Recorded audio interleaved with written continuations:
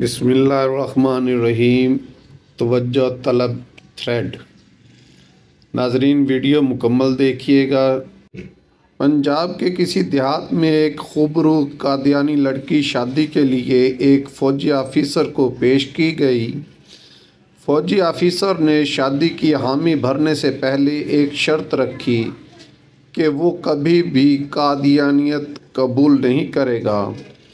قادیانیوں نے اس کی شرط مان لی اور لڑکی فوجی آفیسر کے ساتھ روانہ کر دی۔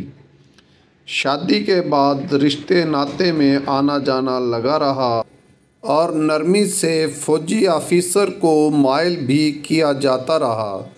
ایک دن قادیانیوں کا مذہبی رہنما بیٹھا ہوا تھا اور اس نے فوجی آفیسر سے کہا کہ آپ مرزا غلام احمد قادیانی کو نبی نہیں مانتے، نہ مانیں، لیکن ہماری ایک بات قبول کیجئے۔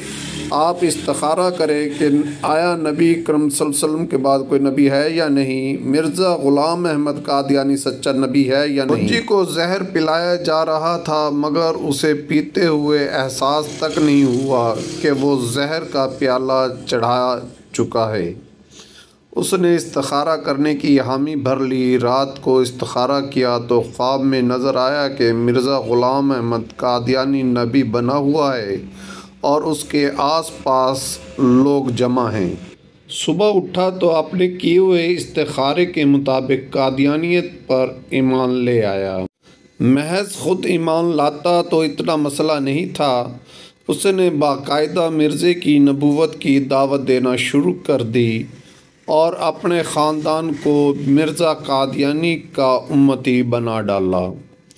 سارے علماء بے بس تھے۔ جو عالم اسے دعوت دیتا تو وہ کہتا میں نے کسی قادیانی کی دعوت پہ مرزے کو نبی نہیں مانا، میں نے باقاعدہ استخارہ کیا ہے اور استخارے میں مجھے قادیانی بطور نبی دکھلایا گیا ہے، مجھے از خود خواب دیکھنے کا موقع ملا ہے۔ جب کوئی بھی عالم اسے دلیل سے مطمئن نہ کر سکا تو وہ تنگ آ کر علماء سے ملنا ہی چھوڑ گیا۔ بالآخر چناب نگر کے جلسے میں مولانا یوسف لدھیانوی شہید تشریف لائے۔ ان کا شوہرہ تھا اور یہ فوجی آفیسر اس ضمن میں ملنے کو تیار ہو گیا کہ ان کے بڑے مولوی کو بھی دیکھ لیتے ہیں۔ مولانا سے جب فوجی آفیسر نے اپنا قضیہ بیان کیا کہ وہ کسی کی دعوت یا کسی لالچ میں قادیانی نہیں ہوا بلکہ وہ خود دیکھی ہوئی دلیل سے متاثر ہو کر قادیانی ہوا ہے، استخارہ اللہ سے مشورہ ہے، میں نے رب کے ساتھ مشورہ کیا جس کا حکم اسلام میں ہے تو اللہ نے مجھے مرزا قادیانی کو نبی دکھلایا۔ اب میں اللہ کو مانوں یا مولویوں کی؟ جو اللہ نے مجھے از خود خواب میں دکھلایا وہ چھوڑ کر مولویوں کی کیسے مان لوں؟ مولانا نے اس کا ہاتھ تھاما اور گویا زبان حال سے کہا فی الحال رب کی نہ مان، اس درویش مولوی کی مان کہ مولوی ہی بتائے گا اصلی رب کیا کہہ رہا ہے۔ مولانا گویا ہوئے اور کہا جب تم نبی کرم صلی اللہ علیہ وسلم کی ذات میں شک سے گزرے تو مسلمان ہی نہیں رہے۔ اگر تمہیں یقین کامل ہوتا کہ نبی کریم صلی اللہ علیہ وسلم کی ذات ہی آخری نبی ہیں اور کوئی نبی آ ہی نہیں سکتا تو استخارے کے لیے ہرگز تیار نہ ہوتے۔ جب تم نے استخارے کی ٹھان لی تو گویا تمہیں شک ہوا کہ سید الابرار صلی اللہ علیہ وسلم آخری نبی ہیں بھی یا نہیں۔